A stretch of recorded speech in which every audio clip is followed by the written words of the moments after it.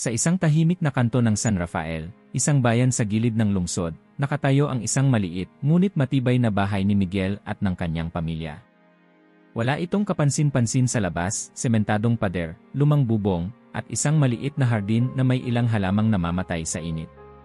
Ngunit sa loob ng bahay may kung anong hindi maipaliwanag. Gabi-gabi parang may bigat ang hangin. Hindi lang dahil sa init. Ang anak niyang si Lucas, 5 taong gulang, madalas magising na umiiyak. May lalaki sa bintana, "Papa," bulong nito isang gabi. Ngunit walang tao sa labas. Walang bakas. Walang tunog. Si Andrea, ang asawa ni Miguel, ay laging iritable, parang may laging bumabagabag sa isip niya. Minsan, sa gitna ng hapunan, bigla na lang siyang babangon at pupunta sa kwarto, walang imik. Ang pinakamasakit, ang pananahimik. Parang may usok sa pagitan nila, hindi nakikita, pero nakakasakal. Isang gabi, habang nagsisindi ng kandila sa altar sa sala, napansin ni Miguel ang lumang kahon sa ilalim ng aparador. Hindi niya maalala kung kailan pa ito nandoon. Binuksan niya ito, may lumang rosaryo, ilang retasong papel na may panalangin at isang medalya. Maliit lang ito, bilog, at tila yari sa lumang tanso. Sa harap, may figura ng isang mongheng may hawak na krus at aklat. Sa likod, maraming letra na hindi agad niya naintindihan. Su-a, e-i-e, shi-as, l-a, n-e-a, n-n-a-a-e-e. Hindi niya maipaliwanag, pero may malamig na dumaan sa batok niya nang hawakan niya ito. Kinabukasan, habang nagkakape, tinanong niya si Andrea, "Alam mo ba kung kanino galing tong medalya?" Tiningnan ito ni Andrea. "Parang kay lolo mo yan. Hindi ba siya yung may pagkamistikong Katoliko?" Tama. Ang Lolo Ben, ama ng tatay niya, ay kilalang tahimik pero malapit sa simbahan. Lagi itong may dasal sa bibig at may mga dasal na tila hindi karaniwan.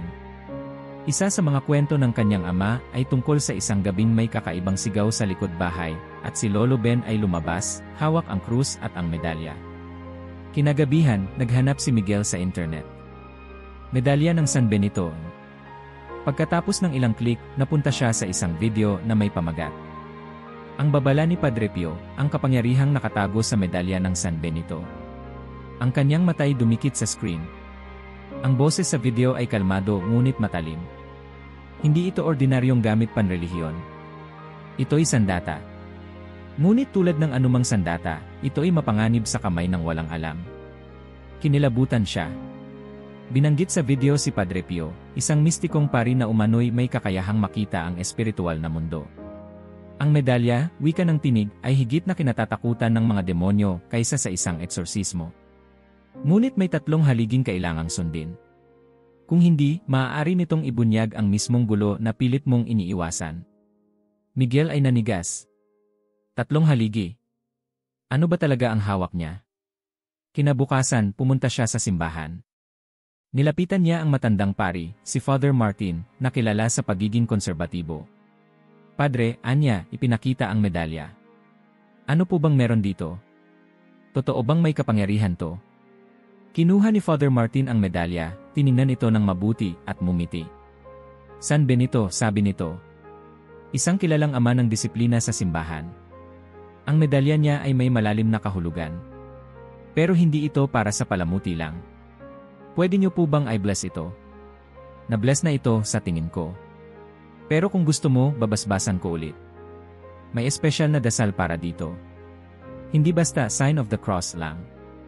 Habang binabasbasan ni Father Martin ang medalya, naramdaman ni Miguel ang kaunting init sa palad. Hindi niya pinansin. Maaring guni-guni lang. Pero nang ilagay niya ang medalya sa kanyang bulsa at umuwi, iba na ang pakiramdam. Pagdating sa bahay, si Andrea ay tahimik. Ngunit tila mas kalmado. Si Lucas, nakangiti, naglalaro. Wala nang reklamo tungkol sa lalaki sa bintana. "Kakaiba," bulong ni Miguel. Kinagabihan, muling pinanood ni Miguel ang video ni Padre Pio. Ngayon, mas malinaw ang mensahe. Hindi ito amuleto. Hindi ito agimat. Ito'y kasunduan. Isang paanyaya sa digma ang hindi mo nakikita. May binanggit pa ang video. Ang mga sumusunod ay makakaranas ng 3 yugto. Pag-angat ng kaguluhan. Pagpapakita ng katotohanan. Pagsisimula ng paggalingi. Parang naramdaman ni Miguel na sinabihan siya ng paunang babala. At tama nga siya. Kinabukasan, tila may sumabog sa bahay. Si Andrea, biglang napuno ng galit, ibinato ang baso sa pader. Hindi ko alam kung bakit, pero parang sinasakal ako dito. Si Lucas, kinagabihan, ay muling nagising, ngunit sa halip na takot, tila natulala, nakatingin sa kisame, malamig ang pawis. At si Miguel, habang nagdadasal sa sala, biglang namatay ang ilaw. Wala namang brownout sa paligid. Pero sa liwanag ng kandila, nakita niya ang medalya sa altar, umiinit. Hindi niya alam kung takot o lakas ang naramdaman niya, pero isang bagay ang malinaw. Nagsimula na ang digmaan. At kailangan niyang malaman ang buong katotohanan tungkol sa tatlong haligi ng proteksyon bago pa mahuli ang lahat. Bago magsimula, mag-subscribe ka na sa channel at i-like ang video para hindi mo makaligtaan ang anumang detalye ng kwentong ito na kahanga-hanga. Matapos ang kaguluhan ng mga nakaraang gabi, hindi na muling dumaing si Lucas tungkol sa lalaki sa bintana. Ngunit hindi rin naging ganap na tahimik ang bahay. Sa halip, naroon ang isang uri ng tensyon, tulad ng bago bumagyo. Si Miguel ay muling naupo sa kanyang maliit na sulok sa sala, dala ang medalya, isang tasa ng kape, at isang lumang notebook. Sa tabi niya, nakapause sa laptop ang video ni Padre Pio. May isang quote na paulit-ulit na tumatak sa kanyang isip, hindi sapat na taglayin mo ang medalya. Kailangan mo itong unawain, igalang, at isabuhay. Sinimulan niyang maglista ng tanong sa kanyang notebook. Ano ang ibig sabihin ng mga letrang nakaukit sa medalya? Ano ang tunay na layunin nito? Bakit tila natatakot dito ang mga espiritong masama? Habang naghahanap siya ng mas malalim na impormasyon online, natagpuan niya ang isang e-book sa lumang forum ng mga Katolikong deboto. Ang pamagat nito ay, ang aklat ni Frater Elias, mga lihim ng medalya ayon kay Padre Pio. Ito raw ay koleksyon ng mga sulat at tala mula sa isang hindi kilalang anak espiritual ni Padre Pio, si Frater Elias, na isinulat sa pagitan ng 1934 hanggang 1965. Wala itong opisyal na pagkilala ng simbahan, ngunit may bigat sa bawat salita. O araw, anong lungkot ng gabing wala kang liwanag? At anong delikado ang kaluluwang walang alam? Sa unang pagkakataon, nakita ko si Padre sa kanyang selda. Hawak niya ang isang maliit na medalya at tila may kausap, ngunit wala akong nakikita. Frater Elias, 1936. Habang binabasa ni Miguel ang lumang pahayag na yon, parang umuusbong sa kanyang harapan ang imahe ni Padre Pio, nakayuko, taimtim, tila may labanan sa hangin. Sa sumunod na pahina ng tala ni Frater Elias, isinulat nito, ang bawat titik sa medalya ay hindi lamang simbolo. Ang mga ito ay bahagi ng dasal na inuusal upang itaboy ang kadiliman. Mula rito, pinulot ni Miguel ang kasunod na impormasyon. Harap ng medalya. Cia, Crux Sancti Patris Benedicti, Krus ng banal na amang si Benito. Likod. Ved retro Satana, lumayo ka, Satanas. Nungquam sued mihi vana, huwag mo akong tuksuhin sa kasinungalingan. Sant malakwa ilibas, masama ang iyong inyalo. Ipsi venena bibas, inumin mo ang iyong lason. Naramdaman ni Miguel ang panlalamig ng balat niya habang binibigkas ito sa isip. Kung ganito kalalim ang ibig sabihin, bulong niya, bakit hindi ito itinuro sa amin noon? Muling sinipi ni Frater Elias ang sinabi raw sa kanya ni Padre Pio, kapag nauunawaan ng kaluluwa ang panalangin sa medalya, ito ay nagiging selyo. Hindi papel. Hindi tinta. Selyo ng liwanag. Napaisip si Miguel. Sa totoo lang, kinarga lang niya ang medalya bilang pangontra. Para hindi na mambulahaw si Lucas. Para tumahimik si Andrea. Pero hindi siya kailanman lumapit sa Diyos sa pamamagitan ng dasal na taglay ng medalya. Sa susunod na bahagi ng aklat, binanggit ang isa sa pinakaimportanteng babala ni Padre Pio. Isang medalya na hindi binasbasan ay parang espada na hindi pa natutunaw. Wala itong sigla. Nabunutan ang tinik si Miguel, mabuti na lang at napabless niya ito kay Father Martin. Pero may dagdag pa si Frater Elias, hindi sapat ang basbas ng pari. Ang kaluluwang taglay nito ay dapat ring magpakumbaba, magpanibago, at magtalaga ng sarili sa liwanag. Lumunok si Miguel. So, hindi lang ito tungkol sa medalya. Ako rin pala ang kailangang mabasbasan. Sa tabi ng aklat, may inirekomendang simpleng ritual na isinulat ni Frater Elias, pinayuhan ni Padre Pio. Hawakan ang medalya ng dalawang kamay sa anyo ng dasal. Sabihin ang intensyon ng malinaw, Panginoon, tinatanggap ko ang iyong proteksyon, hindi bilang karapatan, kundi bilang grasya. Naway ako'y maging daluyan ng iyong kapayapaan. Manahimik ng ilang minuto. Ituon ang isip hindi sa medalya, kundi sa Diyos na kumikilos sa pamamagitan nito. Gabi-gabi, sinimulan ni Miguel gawin ito. Hindi bilang ritual, kundi bilang panata. Binalikan ni Miguel ang video ni Padre Pio. Sa isang bahagi, may sinabing matindi, ang mga pintuan at bintana ng inyong bahay ay hindi lamang daanan ng hangin. Ito'y daanan ng Espiritu. Gamit ang mga natutunan niya, kumuha si Miguel ng 4 pang medalya. Ipinabless niya ito, at isa-isang inilagay sa 4 na sulok ng bahay nila, sala, kusina, kwarto nila, at kwarto ni Lucas. Sa huling bahagi ng kwento ni Frater Elias, isinulat niya, Padre Pio ay mahigpit na nagbilin, huwag ilagay ang medalya para lang, huwag mapahamak. Ilagay ito bilang paalala kung sino ang kasama mo sa bawat sulok ng iyong buhay. Isang gabi, habang naglalagay ng medalya sa ilalim ng una ni Lucas, tinanong siya ng bata. Papa, wala na yung lalaki sa bintana. Pero may nakita akong babae kagabi. Nasa liwanag siya. Nakatayo lang, nakangiti. Nagkatinginan sila ni Andrea. Si Andrea ay hindi na ring nagwawala tulad ng dati. Bagamat may pagod pa rin sa mukha, madalas na siyang tumatahimik upang magdasal. Napansin ni Miguel ang maliit na krus na sinabit ng asawa sa kusina. Maliit na bagay. Pero malinaw, nagsisimula na silang sabay-sabay magising. Padre ay hindi lamang nagbigay ng medalya. Ibinigay niya ang paalala na tayo mismo ang dapat maging simbolo ng panalangin, lakad, dasal, kilos, lahat ay dapat tumutugma. Dahil sa dulo, ang tunay na proteksyon ay nagmumula sa pagbabago ng puso. Si Miguel ay tulala sa mga huling salitang iyon. Hindi pala sapat ang magdasal lang kapag may problema. Hindi sapat ang medalya kung hindi rin siya mismong maging medalya sa kilos at diwa.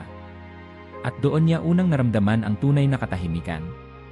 Hindi katahimikang walang tunog, kundi ang kapayapaang hindi kayang ibigay ng mundong ito. Ngunit habang inaayos niya ang mga medalya sa bahay, may hindi inaasahang bisita na dumating sa pintuan.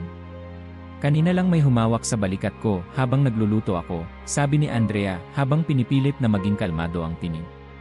Wala namang tao sa likuran ko, Miguel. Pero naramdaman ko talaga. Malamig. Parang hangin na may bigat. Natahimik si Miguel. Hindi niya alam kung anong isasagot, pero hindi siya nagulat. Mula nang ilagay niya ang medalya sa bawat sulok ng bahay, parang nagising ang isang bagay na matagal nang natutulog. O baka, naistorbo. At ngayong ginigising ang liwanag, ang dilim ay kumakalmot. Mismong si Lucas, na dati tahimik na naglalaro, ay bigla na lang sumisigaw tuwing madaling araw. Hindi iyak, sigaw. Tulad ng may tinatakbuhan. Isang gabi, nadatnan nilang nakaupo siya sa sahig ng kwarto, nakatalikod sa pinto, at pabulong na nagsasabi ng, umalis ka. Hindi ka na pwedeng pumasok dito. Paglapit nila, natutulog pala siya. Ngunit may bakas ng luha sa pisngi. Gabi-gabi, ipinagdarasal ni Miguel ang buong bahay. Binubuksan niya ang mga bintana, nagsisindi ng kandila, at binabanggit ang panalangin mula sa medalya. Vade retro, satana, bulong niya.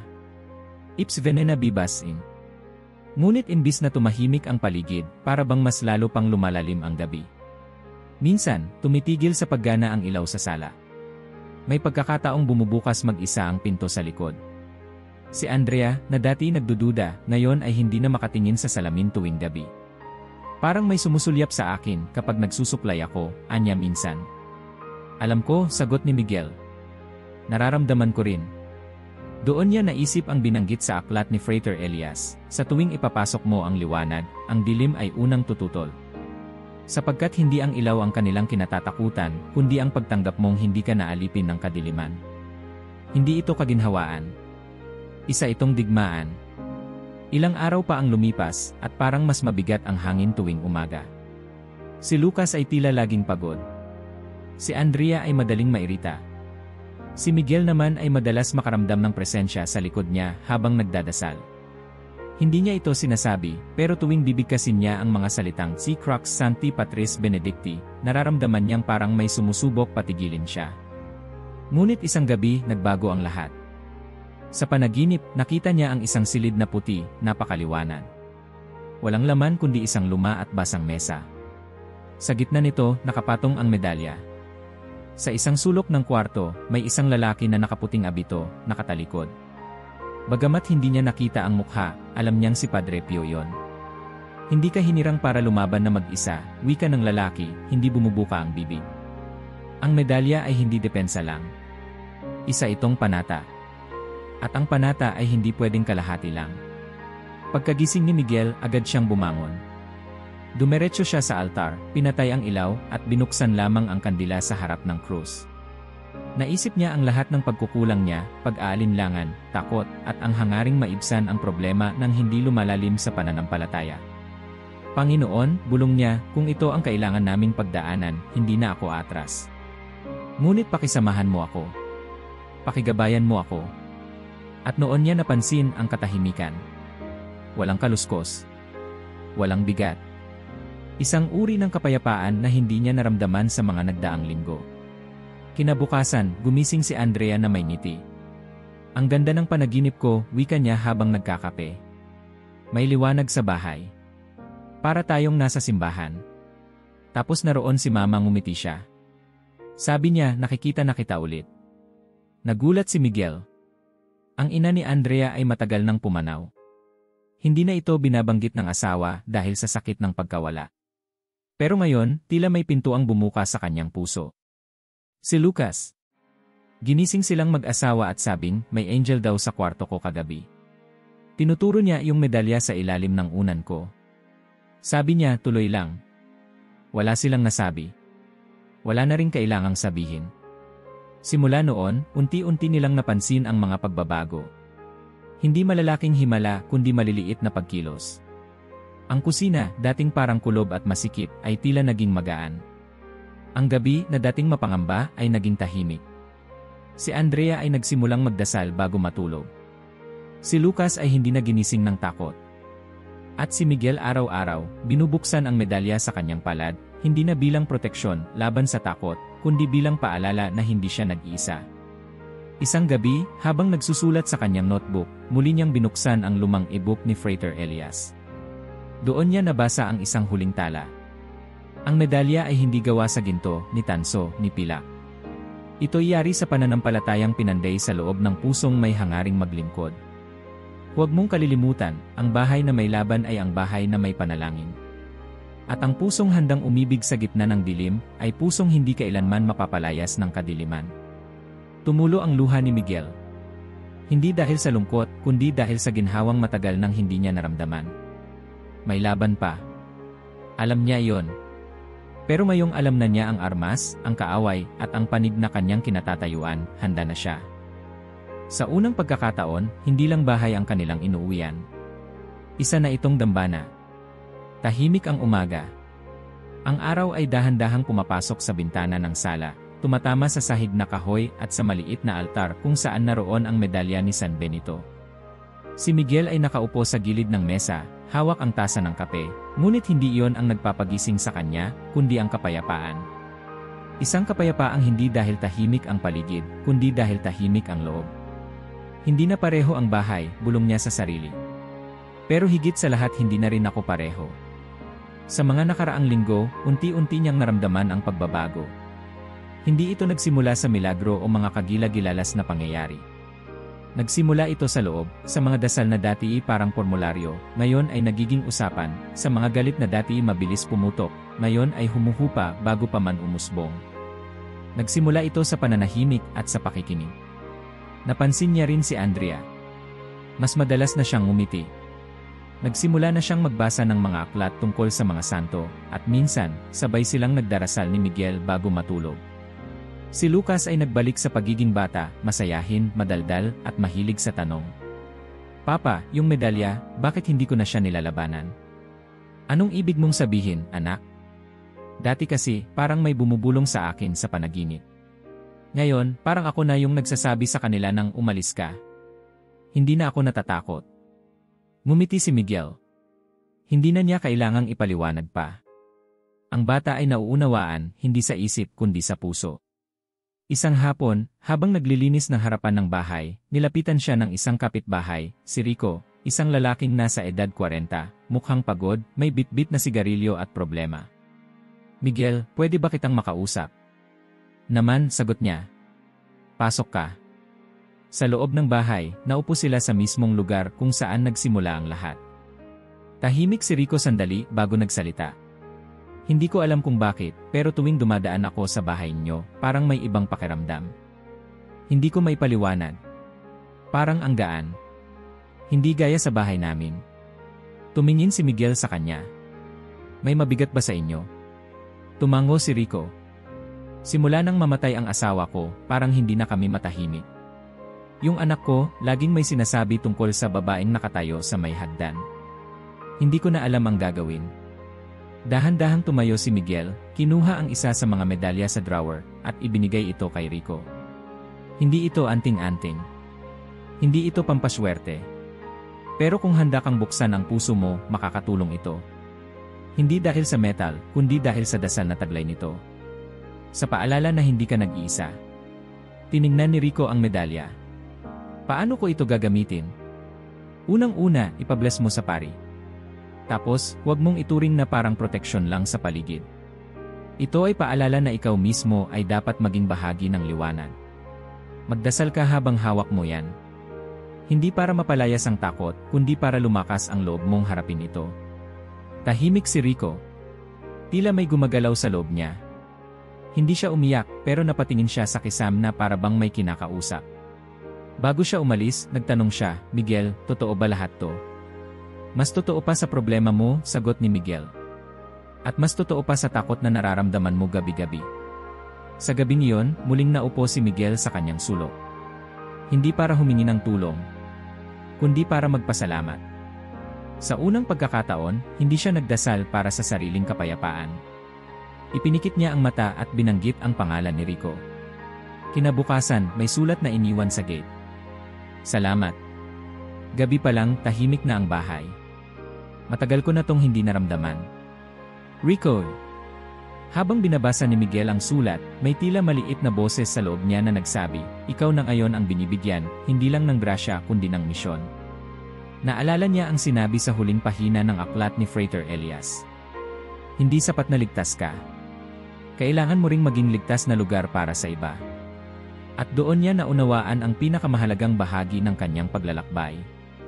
Ang medalya ay hindi nilikha para itago sa ilalim ng unan. Hindi ito para lang sa sarili. Ito ay paanyaya para ikaw mismo ang maging tagapagdala ng liwanag. Sa salita, sa kilos, sa presensya. Nagsimula si Miguel na tumulong sa mga kaibigan at kapitbahay. Hindi bilang guro kundi bilang kapwa manlalakbay. Ibinabahagi niya hindi ang isolusyon kundi ang karanasan. Hindi siya nagtuturo, nakikinig siya.